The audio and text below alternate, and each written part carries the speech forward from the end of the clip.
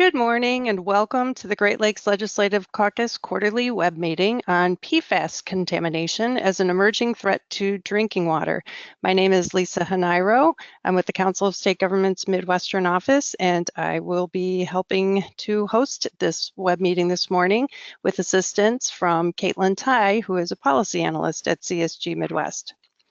The caucus holds these quarterly web meetings to give members regularly scheduled opportunities over the course of the year to stay apprised of issues that the organization has been tracking and to call attention to emerging issues that the members might find of interest. The web meetings also are useful for updating members on Great Lakes Legislative Caucus activities, such as upcoming events and opportunities to sign on to member letters. We'll start by looking at the agenda. This morning, we'll have Senator Boer, the chair of the Great Lakes Legislative Caucus, introduce the topic and the speakers. Then we'll hear from our three speakers on the featured presentation. Finally, we'll conclude with a brief business session during which Senator Boer will report on a few items of interest to Great Lakes Legislative Caucus members. We do have some participants on the line who are not members of the caucus.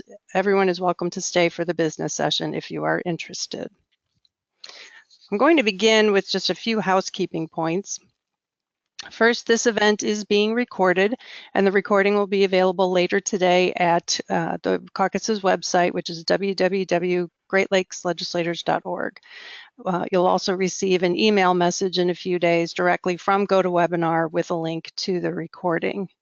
To reduce noise on the phone lines, all participants are in listen-only mode and will stay that way during the presentations. There will be time for questions after the presentations, and at that time, you can either click on the hand icon to raise your hand, that's in the webinar console that's on your screen, or you can type questions into the questions pane in the same console.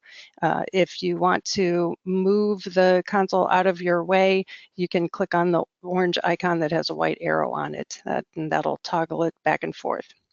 If you do wish to speak and ask a question or make a comment, you must enter your audio pin in order for us to unmute your line. So if you have any questions about that, just type a question to Caitlin or myself, and we'll be able to assist you. Now I'll turn the floor over to Senator Boer. Thank you, Lisa. And I want to welcome everyone from around the Great Lakes area to this webinar. I think it'll be of a lot of importance to all of us to listen to this presentation today. I am in Cadillac, Michigan today. Weather about 15-20 above is 20 degrees. So hopefully it's going to get to 40. We're hoping for that. I, for one, got flooded when we were talking about the floods in Michigan. I had 3 foot of water up on my door in my downstairs of my house, which is finished. They have cut that drywall, and we have to remove all carpeting for a 30 by 50 downstairs. So we're in the middle of, we were one of those that got flooded, even though on top of a hill, a sand hill. So bad news for a lot of us in Michigan, and I'm sure in other states. Let me start by the caucus is the only binational, nonpartisan organization dedicated solely to the education and the engaging states and provincial legislators from the Great Lakes region for the purpose of promoting restoration and protection of our Great Lakes. We have over 200 enrolled members representing 8 states and the 2 Canadian provinces that make up this Great Lake region. If any legislators on the line are not yet members of the caucus, I encourage you to join us. There is no cause to join, only the benefits that we believe all of us should be part of. You'll find more information on membership, a current roster, and an online enrollment form on the GLLC website.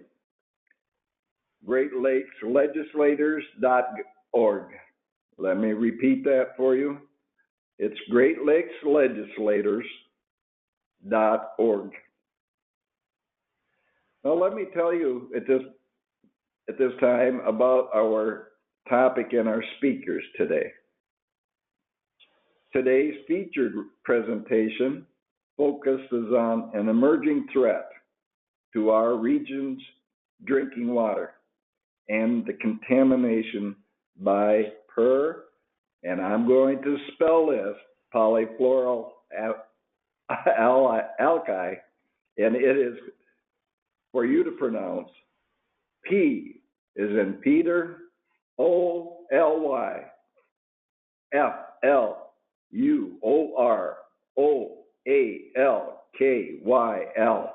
So you can practice that or come up with your own interpretation of how you should pronounce that. But it's that substance, or what we call PFAS. In Michigan, we've been monitoring this issue for over a decade. After contamination was first detected at the former Fort Smith Air Force Base in Oscoda, near Lake Huron, it has since been found in 28 other locations throughout the state. In November of last year, Governor Snyder appointed the Michigan PFAS Action Response Team, or MPART, to manage the state's response to the contamination. And in December, the legislature approved $23 million to address the problem. Now, in the budget that we're working on right now, I believe, and we'll talk more about this, but we're adding $8 million more if that's all approved. I felt it was important to share this information with the caucus members about the new hazard and about what we in Michigan are doing to address it. It's my hope that our experience will help other states and provinces in their own efforts to protect drinking water sources. Here today is to help us understand that problem and what is being done to protect the water supplies are three members of that MPART team. First, we'll hear from Carol Isaac, who retired at the end of 2016 as Michigan's Chief Deputy Attorney General. Previously, she served in many government positions, including as an advisor and a counsel to Michigan Senate and an advisor to Governor Engler. Ms. Isaac is a graduate of Michigan State University and the Thomas L. Cooley Law School. Following Ms. Isaac, we'll hear from Ms. Melanie Brown, Communications Director for the Michigan Department of Environmental Quality. Finally, we'll hear from Dr. Eden Wells, who is the Chief Medical Executive for the Michigan Department of Health and Human Services, a post she has held since May 2015. She completed medical school at Ohio State University College of Medicine. If we have anyone on from Ohio, that is good. Trained in internal medicine at the Vanderbilt University Hospital and did her preventive medicine residency at the University of Michigan School of Public Health. I want to thank all of those speakers for taking the time to educate us about this very important topic. So at this point, Ms. Isaac, you have the floor. Thank you, Senator Brewer. Let me again say thank you for allowing us to be here with you, and we all hope that we can say something that will be helpful to others. And we'd like to share this Michigan experience. And Lisa, thank you so much for helping us get on line, so to speak, here. For the audience, there is a PowerPoint, and I will tell you that the very last page provides a website in which we are posting our information almost daily. More than that, if someone has a follow-up question, Lisa has the phone numbers for all of us, and we are very willing to answer questions for any of you if you have follow-up. So let me tell you, I'm only going to speak for about 10 minutes so that others can speak, and then we have time for some Q&A if there is Q&A. As you know, this issue of PFAS is sometimes called an emerging contaminant, but what that really means is that we have an industrial chemical that all states are now struggling with, and I will tell you, this chemical is international and national, and really about 36 states nationwide are now dealing with this issue at some level, and a short internet search would tell you what other states have done. We'd like to tell you a little bit about how Michigan is responding to a chemical contaminant in our drinking water. We, as you heard Senator Brewer say, we've known for some time on our military bases that we had firefighting foam that was contained with this PFAS family. And so when I came here in November, the governor wanted a really organized response, and he wanted it to be statewide. And that's because within the state of Michigan, we have identified 14 areas, but now, Senator Brewer, we're up to 30 sites in which there's active testing. So it is across our state. We have 10 million people here, so this is a significant issue within certain areas of Michigan. And the reason I'm often asked, why do we care about this chemical at all, Carol? Well, these polyfluoroalkyl substances, PFAS, really have been around since the 1950s. My entire lifetime, I've been exposed to these chemicals in different forms. The ones that we are most familiar with are the ones that are associated with Teflon and Scotchgard. These chemicals are long carbon chains, and the reason that's important is because of how the chemical works. We care about the PFAS family because these chemicals are sometimes called the forever chemicals. They get into our groundwater, they get into our soil, and they literally stay for lifetimes and lifetimes. The other problem with this and why we care is that these chemicals last a long time in our bodies. Sometimes we hear the term half-life, and that's associated often with medication. The half-life is hours or days, and that's why we can take aspirin several times a day. The half-life for these chemicals are measured in years.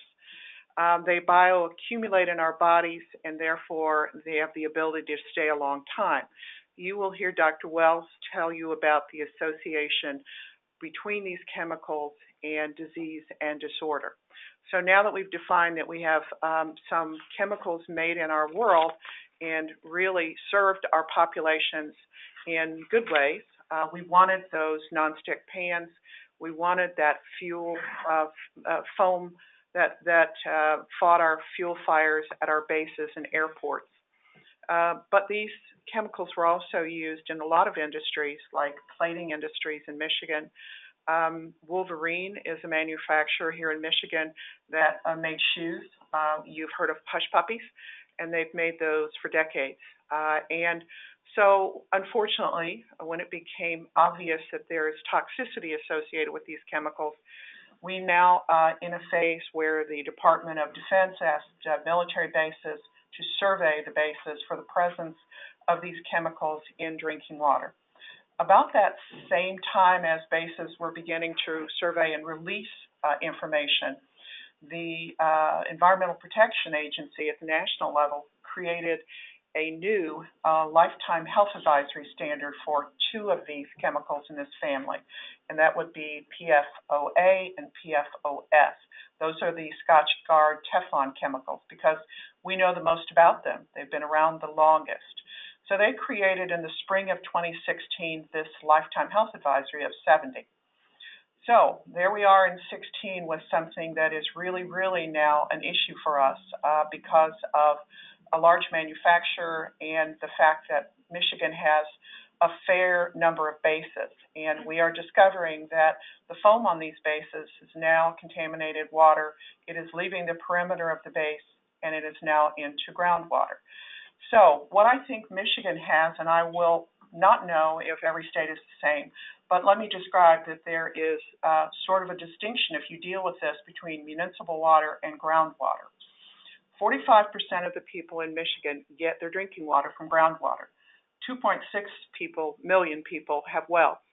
So the rest of us in Michigan, we're on a municipal water system. Those systems have been tested in the last few years. The EPA asked for the large systems to be tested in the last 5 years. We're going to test all those again, and in Michigan, unlike other states, we don't find that we yet have a significant problem in our municipal water systems. But what we are finding is a problem in our groundwater, and that makes our response really difficult because you're dealing with individual wells. Our Melanie, who will talk about DEQ, will tell you that we are handling it a couple of different ways. When we see a potential source of contamination, and that might be a manufacturer, that might be a base with foam that was used extensively, we are then looking at drinking water wells. And if we find that those wells are above our 70 standard, they have a significant content, then we are offering water and we are offering filters to people as an immediate mitigation of the situation. That then throws us into looking at the source of contamination. And we will be doing monitoring wells around an area to define the groundwater plume that is then polluting the wells that are near the source of contamination. That's the basic background of that, and that is really why we're concerned about this chemical. It is a pure and simple first initiative at public health response. We will simultaneously be looking at long-term remediation, and that is a very expensive proposal because that may include pumping groundwater out and treating and removing the chemical. It may mean that there are municipal hookups for people. So we are looking at the use of big GAC, those carbon filters for water. So the remediation is expensive. The mitigation is the initial response. How are we in Michigan organizing our response? We did that through this executive order that the governor put out right around the middle of November of last year, and that is to make the center of gravity out of the governor's office. The governor pulled together 10 state departments, and it's clear that there are 4 major ones, but 10 that contribute to the response, which is statewide. In addition to that layer, we have made our local units of government and local public health complete partners in this response, and we have tremendous communication with them. The third level of action here is also our federal partners. We are working closely with the Environmental Protection Agency and the Centers for Disease Control. So our response is really quickly becoming very unified, and it is very fast here in Michigan. Because we're dealing with a fairly large area, we want to get public health initiatives in place and then move forward until we can thoughtfully think about how to do long-term resolution of the problem. Because I am talking to legislators, I really wanted to bring up something that you may be asked to address, because the state departments, the mayors, township officials, everybody becomes closely involved in this when someone's well is contaminated, and people are very, very quick to go to the internet and research everything about this chemical. So what we find is that our residents are very learned, and that their knowledge about this issue increases over time. They become more sophisticated in their response and in their questions. So as you look at this, if it is in your state, you're surely dealing with some of this now. But if it is not really a big issue for you yet, you may yet see this become a larger issue and have to deal with things. I'll start with some of the things that people need to be aware of, and that is that the EPA does not have a standard that is enforceable legally. Many states across the country have dealt with the issue of what the standard should be, and they vary across the country. There are at least 3 states that have a standard that is below the EPA's advisory standard. Michigan has a groundwater standard that is the same as the EPA, 70.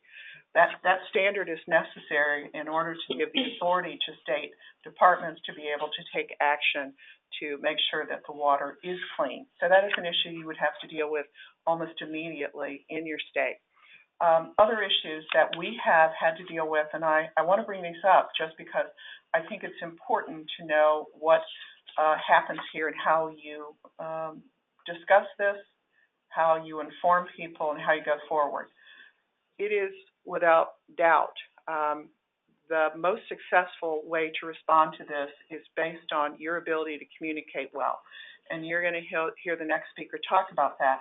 But if you don't communicate this well as a message from the state government, then you won't have credibility and people won't know if they're safe. And you can really have people that have huge anxiety levels.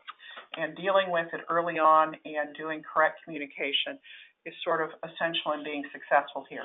In addition to that challenge that you hear more about, you already heard that our legislature, Senator Brewer and the rest of the caucuses, have really funded this response from the state in a very significant way, and they could tell you that that funding is associated with the mitigation of public health risk and for increasing our lab capacity so that we're able to test more readily and determine if someone has high exposure to these industrial chemicals.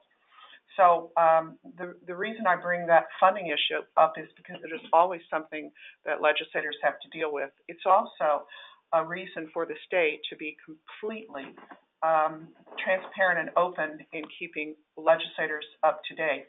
Our response from the state here is to meet on a regular basis with our legislators anytime there is a testing result that's significant in their area.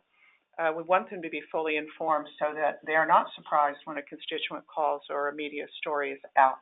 So I will just say in all honesty, we have a great relationship with our legislature. It goes without saying that the congressional delegation this year is very interested, Michigan's, in this issue. And over the last month, there has been a fairly significant contact into the state asking what we're doing and how we're doing it and what our relationship is with military bases. So that is their area of concern, and it is very significant. It's very difficult dealing with federal military units to get cleanup of this contamination. I talked about the outreach and the education. We've gone to great lengths to educate specific groups, our environmental groups, our healthcare providers, etc.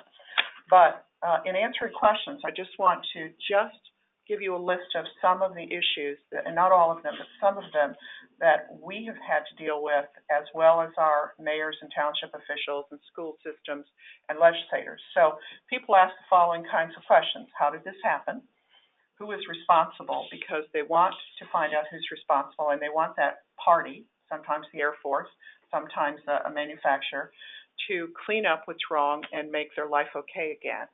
They ask if their water is safe, how long they've been drinking water that's contaminated at a high level, and those are answers that we usually don't have as far as longevity. They want to know if their family's been harmed. That's associated with lawsuits that are currently in this state, and we have lawsuits in other states. And there are people in public opinion about what the standards should be for these industrial chemicals in drinking water. And we are saying that we want to make our decisions based on sound science. So we have established a science advisory board to review all the current research, and we have other advisory boards with our IMPART response team that's been established by the governor. People also want to know about their declining property values associated with contaminated water at their home. And that is a very, very significant issue because their home is their largest investment for most people. But as life goes on and we get into different areas, and we have questions from developers saying, where can I build houses? Where should I establish my business? Do I need a municipal hookup? Can I use a well? What might happen in the future? Those are all really significant questions, as well as redevelopment questions that come in specific areas. We've had business questions from restaurants about the water and what that means to their business, and we have patrons of restaurants who want to know if it's safe. Tourism, a very, very significant issue for us. is that contamination leaving some of our bases has gone into a recreational lakes. And that is, as you know, Michigan is famous for its wonderful lakes and our fishing and all the things that go with that.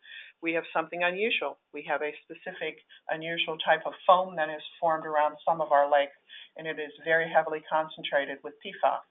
As far as we know, we haven't found that anywhere else, and we are doing some investigation and study of that. We also have some agricultural issues across the country that are beginning to come up, and that is sort of a new emerging science. We don't have a lot of data on that, and we're looking at it nationally. Hunting and fishing advisories are very, very significant in our state, and we've been doing those fishing advisories for a long time, but now it becomes even more important because people are concerned about the PFAS in their fish. You will also be asked about landfills and the contaminated landfills that might be leaching this chemical into water systems, and so that becomes a new area the state addresses. Water system operators become very concerned about testing for the water that they're putting out to their people. And then finally, you will be asked over and over again about lawsuits. Our answer in Michigan is that we are focused on a public health response. We are not involved in lawsuits from private parties. But, you know, those will happen, have happened in our state. You can look in North Carolina. They have exactly the same issues. So I have spent enough time talking, and I'm going to turn this over to the very next speaker. I just wanted to give you a flavor of what I think you might deal with in your state on this issue. Thank you. Mel? Hi, thank you. Thank you again, Senator Boer, for having us today. We appreciate the opportunity to discuss this issue. We've spent a lot of time, obviously, here in Michigan over the past year on this issue, and so we really appreciate being able to speak with you in this organization. I'm Melanie Brown. I have a background in public sector and community communications with an emphasis in crisis management, both here in Lansing, Michigan, and Washington, D.C. My philosophy has always been that that our goal is to connect people to government, whether it's a good news issue or a bad news issue. It's something that is for us to help our constituents understand and to help with the expectations that the community has of those of us who represent them in government. And so that's why it's been such a blessing to have our MPART directive come together last fall. And from a community affairs perspective, our entire focus has been making sure that we are building and managing a response that focuses on full transparency, total interpersonal communication, and real-time status updates for constituents. This issue with PFAS, unlike other environmental issues that have more of a sound science to them, that have a science that's been studied for decades and that the information is pretty finite, an issue that's emerging like this in today's society, where our constituents have very high expectations of real-time information, of pinpoint accurate information. They have expectations that they will be kept not just updated, but also in the loop, be a part of the entire process as the event unfolds. And so we all do that, I'm sure, in our offices with social media, and of course we do that through the press. But when you're talking about an issue like an environmental contaminant, something that our constituents take very personally, right? They take the issue of what's coming out of our tap when we turn it on, whether it's to brush our teeth or to cook our meals or even to shower in. We consider that a very personal issue, and so therefore our response has to be equally personal. And so, as Carol had said, there are 30 communities that we have currently in Michigan that we're addressing for a statewide response. I also believe that all of our Great Lakes states and our constituents here around the Great Lakes, they obviously care like they do elsewhere around the nation about environmental issues, but particularly here, our environmental heritage around the Great Lakes is particularly strong. And we expect that our water environmentally, our water issues are going to be addressed in a very serious, transparent, and personal way. And so, so that is the effort that we have led from the beginning with this issue, noting that our constituents have those feelings. So we work from a community engagement standpoint. We've done something a bit different here. We have really focused on ensuring that all of our data, our technical folks, our scientists, our healthcare professionals, all of the people who are experts across the board, who are all hands-on on PFAS, studying it, investigating it, giving opinions based on actionables from the regulatory side, as well as from a health side, as well as local health, even making sure that we've combined those efforts with community expectations, so that all of our citizens can really feel like they are not just so that they can feel that something's not just happening to them, but that they are actually a part of the process of not just discovering it, but also providing short and long-term solution. That, we believe, is really the key to success here with constituents and the general public on this issue, when you've got an emerging science that's still being studied and that is still being understood, across the industry and across government. And so we have employed kind of a nonstop, all-out, platform of ways that we engage with residents. And that has been through a combination of neighborhood association meetings, town halls, in which we've had hundreds of folks attend each of those because of their curiosity and their desire to be engaged.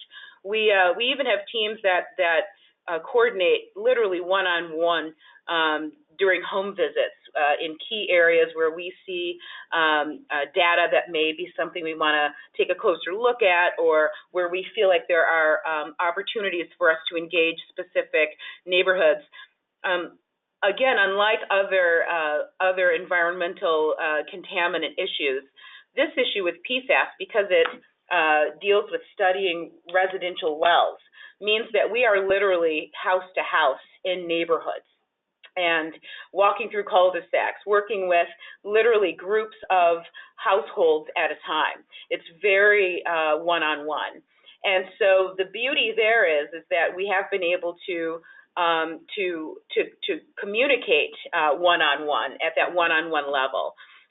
Broadcast updates, those help generally across the region or across the state, but to really impact constituents, help them understand the science, help them understand what's happening in their own personal drinking water wells, help them understand what's happening in their communities, requires that one-on-one personalized level, literally, at their doorstep. And so we have employed that, and not just our communications team, but we actually have our experts, our scientists. We actually have the people who they want direct access to are there, on their doorsteps, at their local neighborhood association meetings. And generally, we've got, at least a couple a week that our MPART team participates in, and that we have great discussions with the residents at.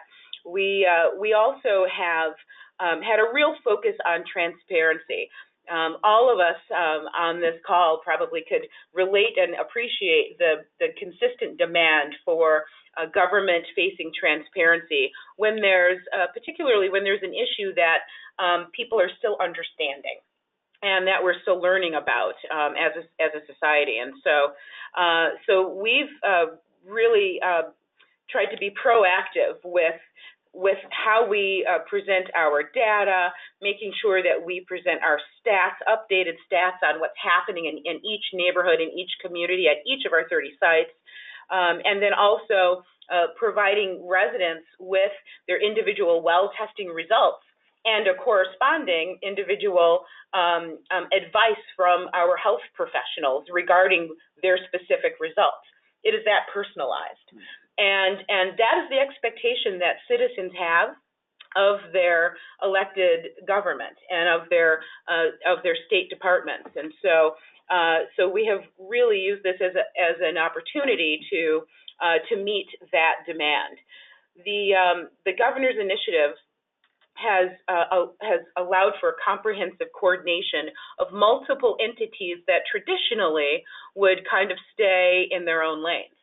And so, as an example, the Michigan Department of Environmental Quality works quite in tandem with the Michigan Department of Health and Human Services, as well as the Michigan Department of Natural Resources and the Michigan Department of Agriculture and Rural Development, along with the governor's office. The other state departments within the administration all act as supplemental team members within that day-to-day, almost hourly, hour-to-hour engagement. And so what happens is the citizens actually feel that there is a collective effort that's happening. And if they've got a question, per Carol's point on one of her slides, she listed the type of questions that we're hearing from communities. If they have a concern about economic development or about hunting and fishing or about their property values or even their pets' health, we are able to address those issues as it pertains to that specific resident, literally that street address, because of the combination of the way we've coordinated the different state departments, the way that we've also engaged the local county health department, all the way down to the local county DPW directors and township officials, as well as the way that we've coordinated how we all intake new data, study it, share it, and then convey what that data means and how that data demands our next steps to the resident. That is our entire kind of life cycle of how information is processed between the government regulatory entities and the citizens, on Main Street. And so, while I won't lie, that is definitely not an easy process, and it tends to be quite exhaustive because it means that all hands are on deck all the time. But it does provide a seamless, synergistic type of feel for residents, and that, as we said, is the standard that residents have now in today's world, that they will get from their government during an event that is happening in their home. The dealing with PFAS, because it is an emerging science issue, there are more questions than there are answers. And so as we're working very quickly to try to understand a lot of the questions and the answers, and so that we can provide those to the residents. But as you all know, sometimes that just takes more time than we have, in the day or even in the lifespan of an administration. And so that's why it's so important that we're also able to lay over a lot of the information from our science and health advisory boards that Carol spoke about. It's important that we've got input from academia and input from, public sector military, input from all of our, experts around the country on this, because we have a constant demand to ensure that we are not just up to date ourselves within our response, but also that we are conveying real-time updated information to residents in a way that can be beneficial for residents, that can help them make decisions on plumbing in their homes. If they desire to get a new well, if you can imagine there are a lot of conversations in a lot of particularly rural communities about abandoning their private well to go to a municipal system that would have to be constructed. These are all issues that local communities are talking about around this issue, and they look to us for information and for expertise and guidance that, of course, we try to make sure that they're as informed as possible. Currently, the Michigan DEQ, you'll find, by the way, on the MPART website, which is michigan.gov/PFAS response, michigan.gov/PFAS RESPONSE. That is our master website, and then from that website you'll find information and updates on key locations, key sites around the state of Michigan that we're actively engaged in, as well as the status of all 30 of the sites that we have active investigations in right now. We also, so DEQ is looking at residential wells, obviously in those locations, but we're also working with our public water supplies, about 1,300 across the state, to proactively test for PFAS within those public water supplies as well. We're hoping that that will help us to gain some more puzzle pieces so that we can see a larger framework of what we're dealing with here in Michigan on a statewide basis. And so soon we expect to see many of those test results, the first span of those results come in. And of course, we'll be utilizing our website as the main way that we're communicating those results as they come in.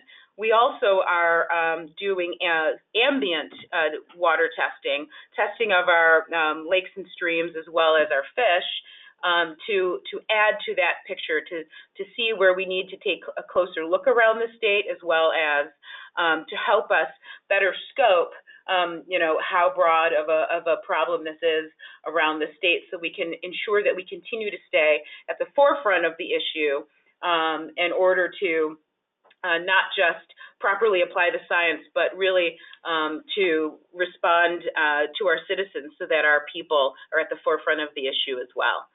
So I appreciate, again, all of your participation today.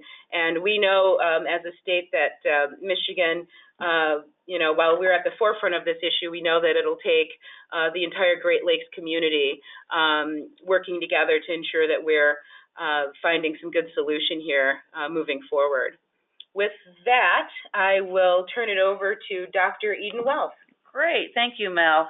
And I will briefly go over the role that we're playing, but I would say that as much as we are the Health and Human Services state public health agency, this is a public health issue, of course, that is very cross-jurisdictional in many ways, many state agencies involved, but very key, and the next slide, please, is that everything in our world is local. That's true for any emergency crisis or environmental issue. And so what we do is we provide support to our local health departments. That's our primary role under our public health code, as it is in many of the states and provinces that are on the line here. But in these roles that we have, evaluating exposures, determining potential harm, providing recommendations. I'll leave the outreach. I think it's been well discovered or discussed by Carol and Mel. But the first three bullets are something that we do. That's the bread and butter of public health that we've done for decades, if not centuries. What is different about this particular issue, and I've been involved in a number of environmental events in the last several decades, is that this truly is emerging. And so much of what we tend to rely on, studies, knowledge from the Centers for Disease Control, EPA experiences, truly isn't there in the shape that would allow us to carry forth in the usual manner. And this is why you're hearing a lot about this need for outreach and addressing the fear and anxieties of our constituents. Next slide. A lot of what is known is coming from studies of these chemicals, and as has been previously mentioned, the PFAS family is made up of thousands of chemicals. They are polyfluorinated, meaning usually these are the ones that are best studied, PFOA and PFOS, are long-chained chemicals. They have multiple little fluoride chemicals attached, so polyfluorinated. And what we've discovered by seeing the persistence in the environment is that because they're long chain, they don't break down in the environment, so they stick around forever. And I think Carol has told us, and our colleagues in Minnesota may be able to say, is that this is called a forever chemical. It just doesn't go away.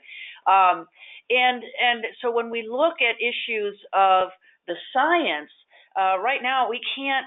There's no study there that says that we can give this chemical to a person and then see what happens to them, because that's ethically not responsible. We have to actually look at populations that have been exposed, and then ascertain if maybe there's an uptick, increase in diseases or health issues that may be in a higher concentration than what we'd see in a non-exposed population. And I'm going to talk a little bit about that in just a second. But as in many toxicologic studies, it usually starts where, on research that we can conduct on exposure, which is with laboratory animals. And we always talk about, well, humans are not laboratory animals such as rats or cats or dogs and all of that, and that's actually true. But there has been some pretty rigorous work here, and the EPA did quite a bit of ascertainment on this when they came up with the 70 parts per trillion lifetime health action level. And that is not a set regulation has been mentioned, but it's also not a water level that speaks as a health standard. And by that, what I mean is that 70 parts per trillion basically is telling us that if my well, the water that I drink from, is actually testing at about 65 parts per trillion, perhaps it's under 70, it's looks to be safe for me to drink that throughout my lifetime, which is, at the time that they did this, we were all felt to live practically up to the age of 75. It's a very different way of looking, towards things, and it's not really as straightforward. But it has been a very conservative level, because this is about 1/5 of the level that we've seen in animals studies that have shown danger to fetuses or fetal development in animals. And so there's been some fairly, I would say, some great respect for that particular level at this time. You will note that there were states surround us in New Jersey and others close to the Great Lakes, but not in the Great Lakes, that will have different levels. But most of the states predominantly are sticking with the 70 parts per trillion. And as mentioned at the outset, we've set the regulatory standard here in Michigan at that level at this time. But changes to that will occur based on science and based on the evolving knowledge and data that comes from local, state, and federal, and if not, international studies. Next slide. So what we have in terms of the known health associations, and this is not causality again. So this can't speak about, if a person comes to me in my clinic and says, Doc, I've got PFAS in my well, and what does this mean? What disease will I get? We can't really estimate that. The science is truly not unknown or not known. But what we have seen, there was one very large study called the capital C8 study, number 8, and they have a wonderful website. You can basically Google C8. One of the investigators, Dr. David Savitz out of Brown University, is actually one of our consultants here in Michigan for us. In that study, they looked at a population of a little over 69,000 people in the Ohio River Valley that had been exposed to high levels of environmental PFAS over a fairly discrete period of time. So it was fairly known that they'd gotten a certain amount of doses over a certain period of time. In comparing and looking at them over several years, and this study was just completed just a few years back, so this is not old work, this is pretty recent work, that we can see in a population level study, not a clinical study, that a population exposed to these chemicals may have higher incidence of altered or elevated cholesterol levels. Thyroid disease, that means more altered thyroid function, tends to be an issue, particularly with the polyfluorinated OA, PFOA. Sometimes you'll hear us say PFOA. Ulcerative colitis, which is an inflammation of the intestines. Two cancers primarily associated with our what we call the genitourinary tract, but the testicular and kidney cancer has been seen an increased association. And the National Toxicologic Society has recently named the PFAS family of chemicals to be damaging to the immune system. Recent studies out of Harvard just in the last couple of weeks have shown that there may be an association of these chemicals with altered fat metabolism, particularly in women. So is weight gain perhaps related to these chemicals? And again, can I say that about a particular patient? Absolutely not. But these are all issues that are very of great interest and concern to the National Institutes of Health and the Centers for Disease Control and many academic researchers across the world. Much of these studies are then being able to be looking at, you can actually provide dose-related research to animals such as rats and such to determine whether there's in fact effects, and when there are effects on the development of fetal or small, or what I would say is infant-sized animals, and again, immune issues. So next slide. The main issue here is that, I talked a little bit about the lifetime health advisory and, understanding that we do want to make sure that this is protective to fetuses. Next slide. And then what I would just want to make sure is that blood testing can tell us about the concentration in blood at any time of the test, but I will note that 95% of the U.S. citizens here are carrying some level of chemicals in our blood. It cannot tell us about whether our health is directly related to those. Next slide. And I just thought this last slide would be interesting to you. As companies have been decreasing the amount of these chemicals in their manufacturing, particularly here in the United States, we can actually see drops in the average blood levels in United States citizens. Note that the PFAS tends to override many of the others. So there is signs that, being able to enact policy can impact health. That is all I have. I'm ready for questions. Well, Thank you. Lisa, are you on? Yes, I am, Okay. Senator Boer. I want to thank all of the speakers here and their information they've supplied here to us today.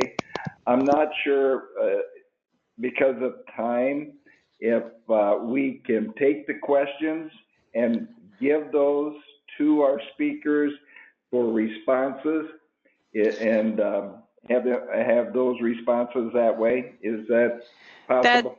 That's definitely an option, but we do have time for a few questions, Senator. And actually, Representative, we have one hand raised and one written question, so I'll take those if you're. Yeah. If you, yes. Okay. I have two questions, but I will make sure our speakers get those questions. Okay. All right, then we'll go with Representative Jennifer Schultz from Minnesota. I'm unmuting your line, Representative Schultz, so that you can ask your question.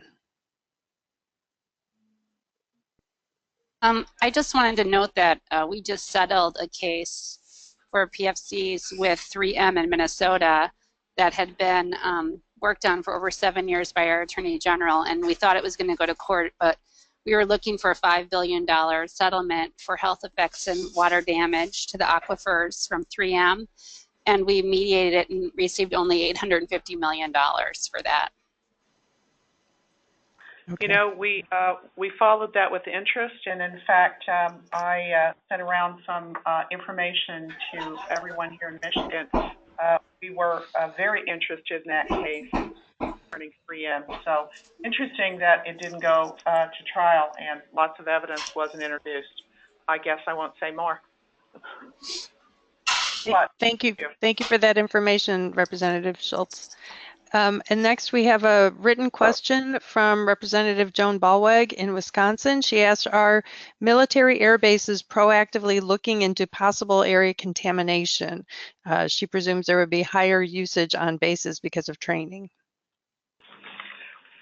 This is Carol, and the answer is yes. That firefighting foam was ordered to be present on bases throughout the country.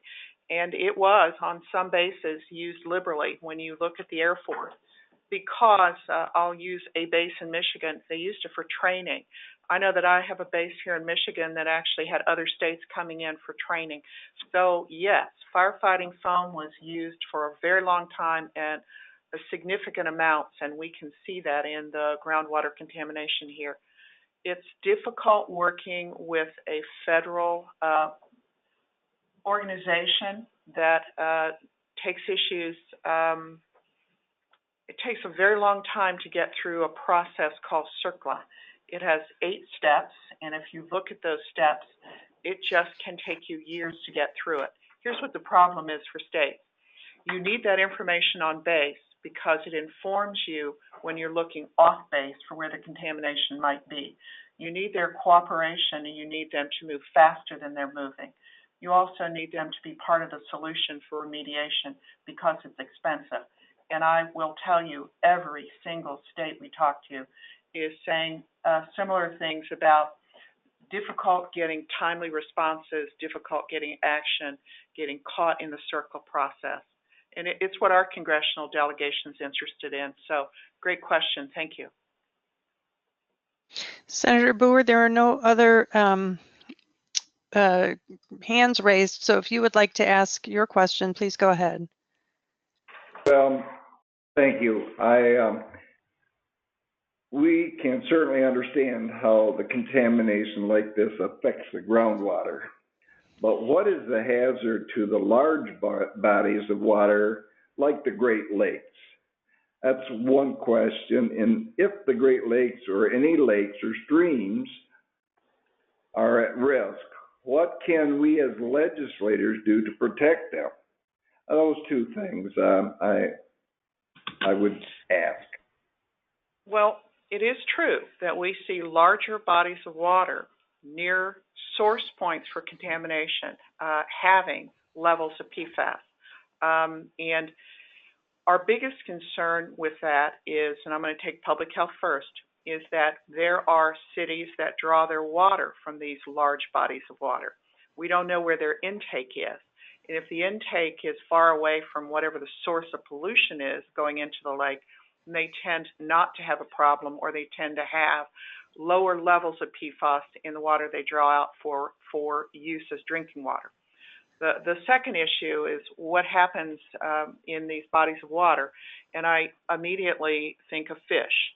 We are, in fact, measuring the PFAS levels in fish, and we are, in Michigan, continuing to do health advisories, as we have for other chemicals like mercury or other things that are in fish. And we're advising people if they're going to fish, and we love to fish here in Michigan, how much of something they can actually eat.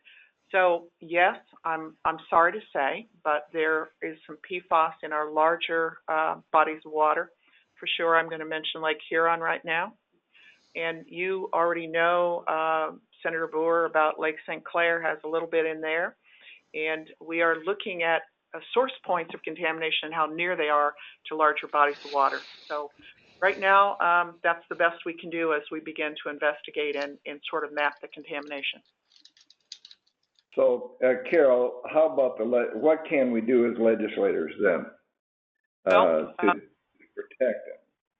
The answer is always to find the source of the contamination and fix it, which would be the remediation issue of if you find that the contamination is a real plume of PFAS associated with, say, foam off of an Air Force base, you want to be able to get that water out and get it treated, remove the PFAS, and stop the source of contamination that's going into the lake.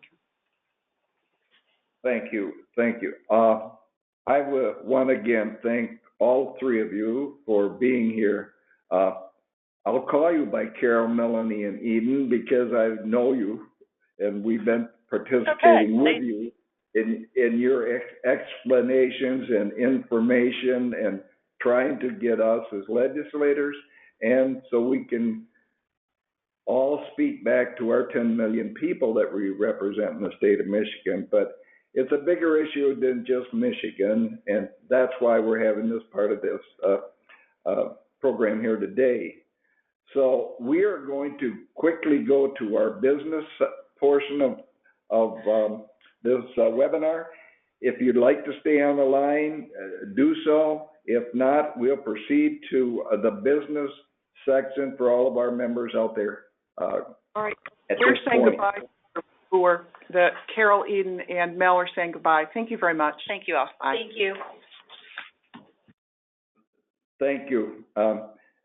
Lisa, we'll now go right to the business section unless there's something else we need to do.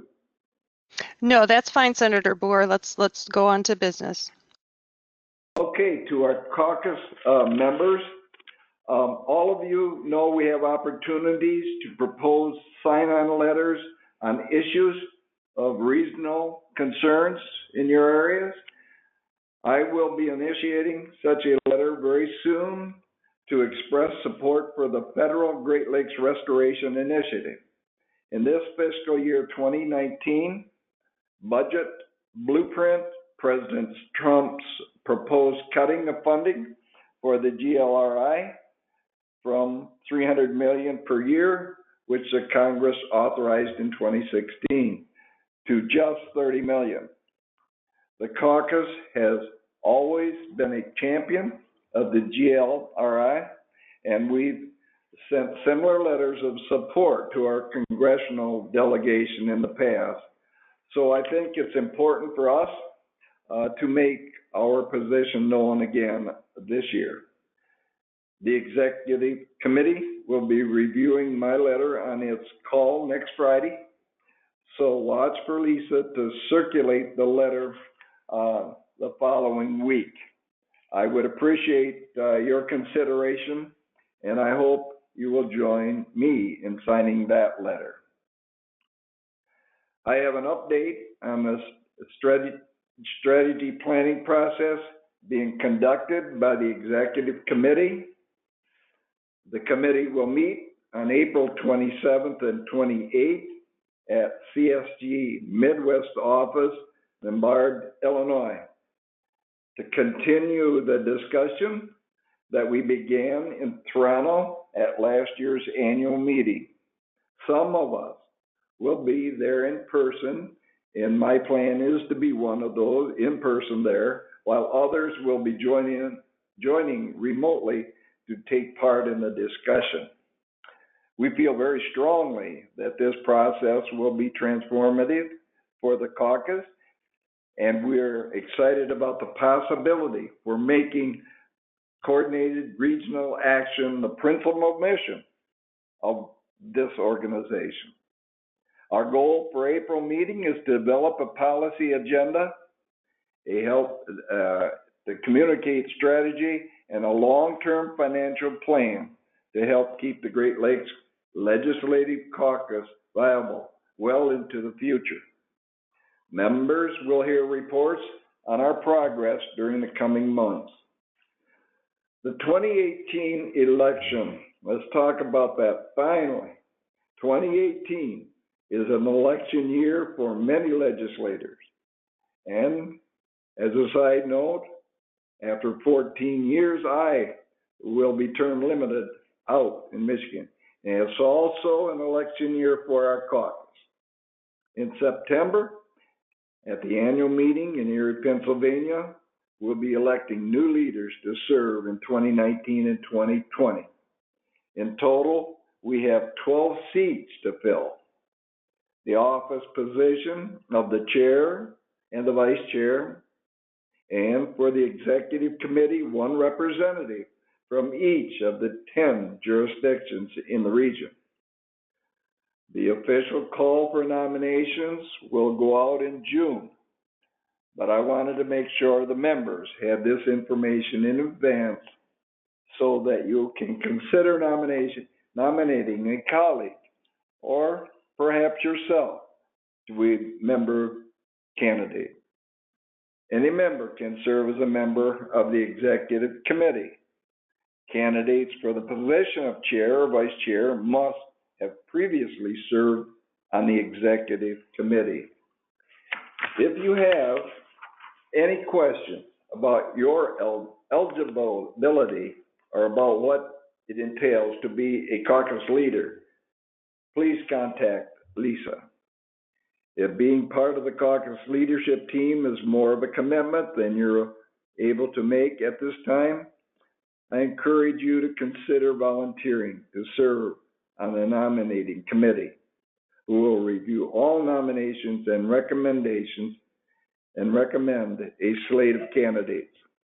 We need 2 volunteers to join me, Senator Rest and Speaker Levack, on the nominating committee. Any caucus member who is interested should contact Lisa. Wrapping this up today, that includes my report to the members on the caucus businesses. Are there any questions? I'll just mention to the members, if you have any questions or topics you would like to bring up at this time, please either raise your hand or type your question in the questions pane. For those of you who are on the phone only and not taking part in or not viewing the slides, I won't be able to unmute your line. So in that case, if you have any questions, you can email me at gllc@csg.org.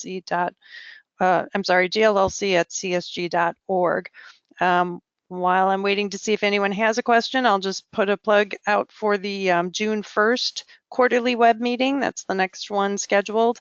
That'll take place at the same time, 9 a.m. Central, 10 a.m. Eastern, and that will be the caucus's annual review of state, provincial, and federal legislation. There will also be a business session associated with that one. I'll also remind everyone, I will be sending the we'll post the slides and the recording on the Great Lakes Legislative Caucus website, and I will include in the message that'll go out after the webinar a link to the information, the C8 study that Dr. Wells mentioned, and then also the MPART website so that you can get the information there. Senator Boer, I don't see any hands raised and I don't see any written questions, so we can conclude. Well, thank you again, Lisa, and I thank all of the members for being on our webinar today. Look forward to continuing discussions. Certainly information you received today is not to scare everyone, but it's to inform you of these emerging issues that we have here in Michigan, and I'm sure all around the Great Lakes. So our job is to protect the Great Lakes. We're going to do and make you as informed as we can about this problem. So with that, to Lisa and all the members there, thank you very much to all the members on the line. We will end this webinar at this point in time. So thank you. Thank you very much. Have a good